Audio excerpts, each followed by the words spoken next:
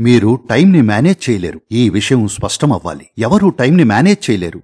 మీరు దీన్ని అనుభవపూర్వకంగా చూడాలి. మీరిక్కడ కూర్చున్నారు. కాలం అదే వేగంతో గడిచిపోతూ ఉంది. నేను మాట్లాడుతున్నాను, నాక్కూడా కాలం అదే వేగంతో గడిచిపోతూ ఉంది. మీరు వింటున్నారు, మీక్కూడా కాలం అదే వేగంతో గడిచిపోతూ ఉంది. ఎవరో నిద్రపోతున్నారు, తనకు కూడా కాలం అదే వేగంతో గడిచిపోతూ ఉంది.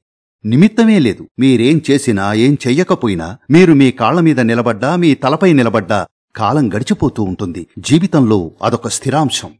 కాబట్టి మేనేజ్ చేయాలని చూడకండి. అది మీ చేతుల్లో లేనిది. మీరేం చేయగలరంటే, మీ తెలివితేటల్ని, మీ శక్తిని, మీ చుట్టూ ఉన్న ప్రపంచాన్ని, వీటిని మీరు నిర్వహించుకోవాలి. వీటిని మీరు మేనేజ్ చేయగలరు. కాని మీరు టైంని మేనేజ్ చేయలేరు. అది మీది కాదు. జీవితంలోని ఈ ఒక్క పార్శ్వం మీ చేతుల్లో ఉండదు.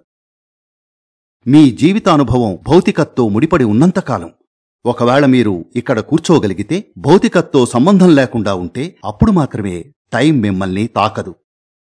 భౌతికమైనదంతా కాలానికి లోబడి ఉంటుంది.